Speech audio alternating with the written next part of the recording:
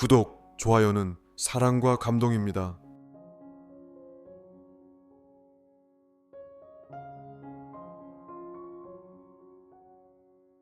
제목, 설날 기차역에서 피어난 따뜻한 손길. 작은 친절이 모이면 세상을 따뜻하게 바꿀 수 있다. 2000년 1월의 광저우 기차역. 설날을 앞두고 기차역은 그야말로 전쟁터 같았다. 가방을 끌고 바쁘게 움직이는 사람들. 표를 사기 위해 길게 늘어선 줄.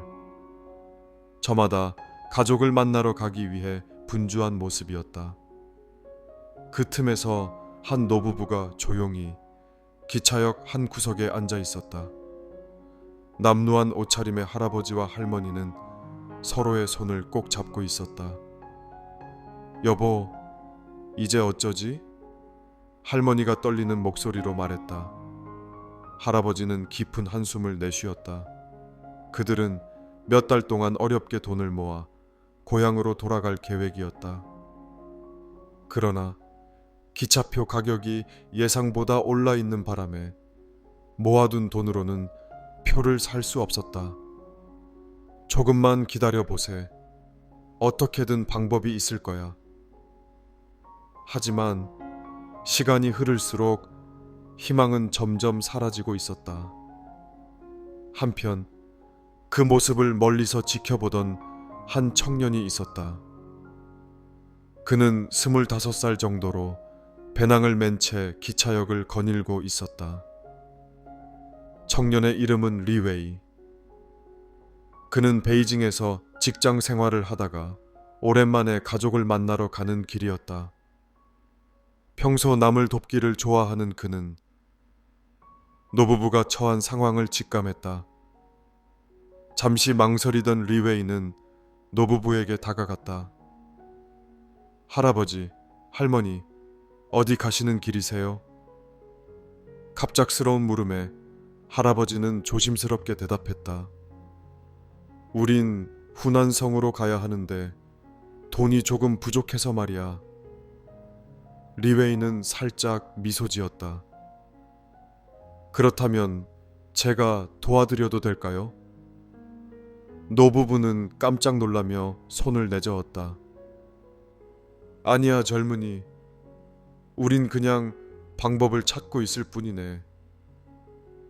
그러나 리웨이는 웃으며 말했다. 괜찮아요.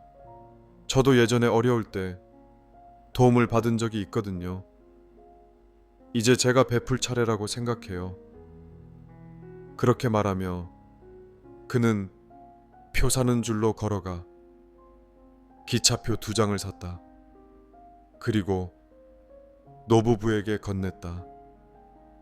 자, 설날엔 가족과 함께 계셔야죠.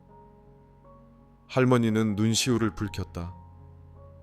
이런 큰 은혜를 어떻게 갚아야 할지 모르겠구나. 리웨이는 손을 흔들며 말했다. 부모님을 만나러 가는 길에 좋은 일 하나 했다고 생각하면 됩니다. 그 광경을 지켜보던 주변 사람들이 하나둘씩 다가왔다. 이 노부부께 따뜻한 차 한 잔 대접하겠습니다. 혹시 더 필요한 게 있나요? 저도 도와드리고 싶어요. 그렇게 기차역 한편에서는 작은 기적이 일어났다. 어떤 사람은 따뜻한 음식을 내어주었고 또 어떤 사람은 짐을 들어주었다. 기차역의 차갑던 공기가 조금씩 따뜻해졌다. 그 모습을 지켜보던 역 직원들도 감동하여 노부부가 편히 기차를 탈 수 있도록 도와주었다. 노부부께서는 특별히 좌석을 배정해 드릴게요. 안전하게 여행하세요. 그날 광저우 기차역은 단순히 사람들이 오고 가는 곳이 아니었다. 서로가 서로를 돕는 따뜻한 마음이 넘치는 공간이 되었다. 기차가 출발하는 순간 할아버지는 창밖으로 손을 흔들며 말했다. 우린 꼭 이 은혜를 갚을 거야. 그 말대로 노부부는 이후 고향에서 자신이 할 수 있는 작은 선행을 실천하며 살았다. 리웨이 역시 그날의 경험을 잊지 않았다.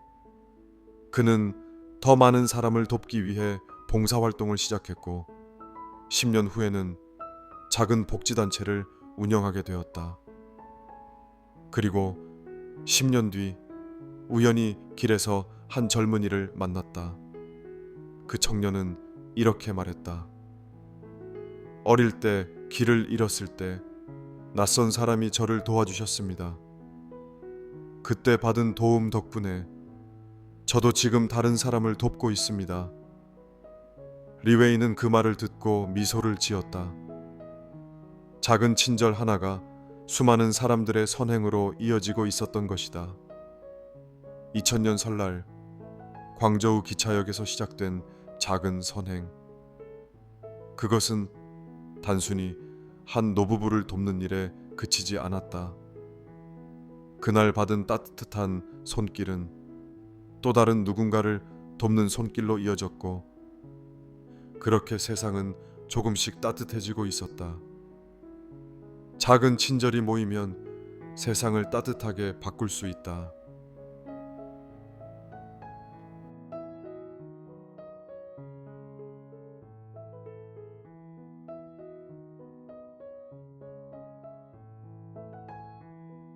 제목: 오래된 사진 속 약속. 진정한 우정과 사랑은 세월이 흘러도 변하지 않는다. 2024년 봄, 한국의 한 작은 카페.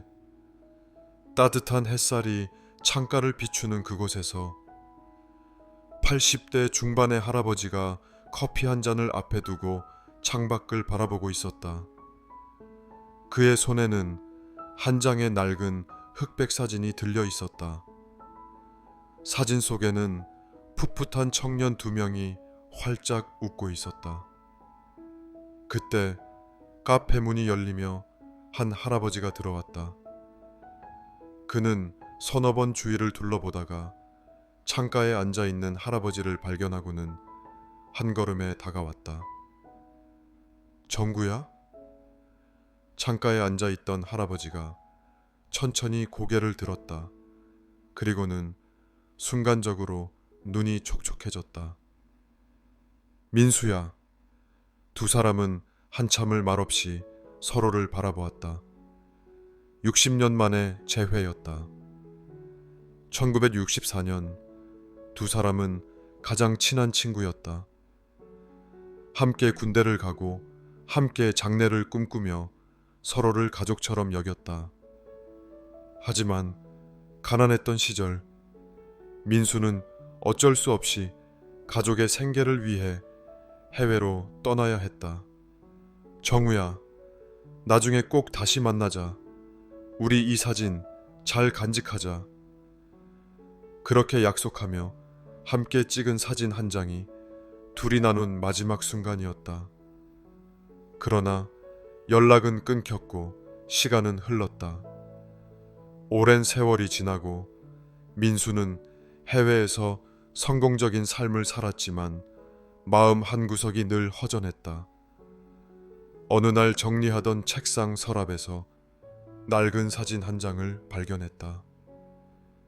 정우는 어떻게 지내고 있을까? 그는 한국의 여러 기관을 통해 수소문했고 마침내 정구가 여전히 살고 있다는 사실을 알게 되었다. 그리고 오랜 세월을 뛰어넘어 두 사람은 그날의 약속을 지키기 위해 카페에서 만난 것이었다. 그동안 어떻게 지냈어?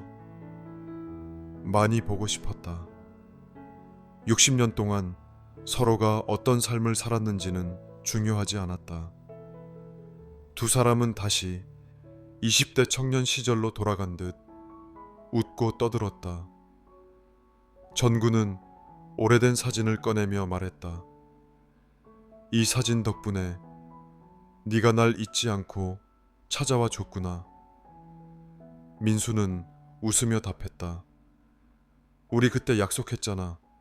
언젠가 다시 만나자고.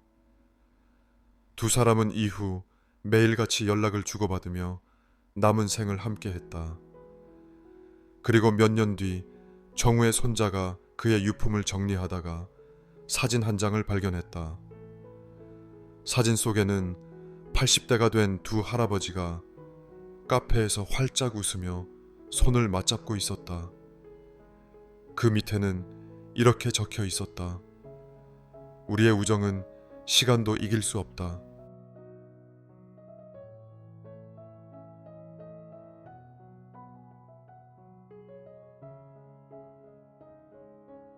제목: 어머니의 마지막 선물. 어느 작은 마을에 사는 리사와 그녀의 어머니 제이는 늘 특별한 관계를 유지해왔다. 제이는 항상 딸에게 사랑과 지혜를 가르쳐 주었고, 리사는 어머니의 조언을 따르며 성장했다. 그들의 집은 아담하고 따뜻했다. 작은 정원에서 꽃을 가꾸며 시간을 보내는 게 제인의 큰 기쁨이었다. 그러나 시간이 흐르면서 제인은 노화와 싸우기 시작했고, 어느 날 의사는 그녀에게 마지막 날들이 얼마 남지 않았다고 말했다. 리사는 충격을 받았다.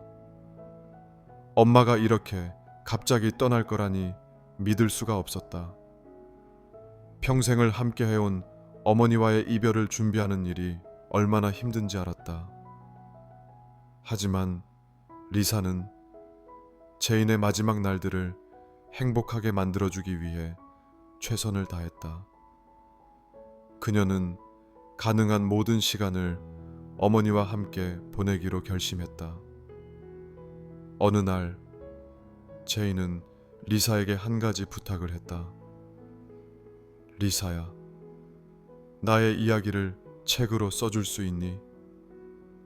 리사는 어머니의 말을 듣고 놀랐다.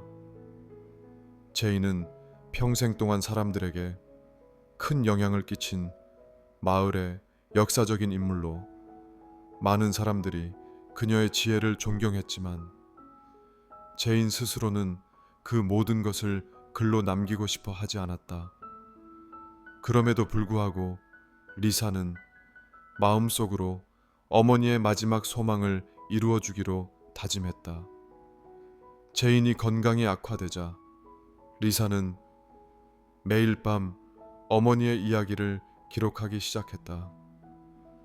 어머니는 그동안의 삶과 경험들을 차근차근 나누었고, 리사는 그 이야기를 하나하나 글로 적어 나갔다. 어머니는 자주 웃으며 리사가 자신의 이야기를 기록할 때마다 감사의 눈물을 보였다. 내가 그동안 살았던 것들이 누군가에게 도움이 된다면 얼마나 좋을까. 제인은 그렇게 말하며 딸의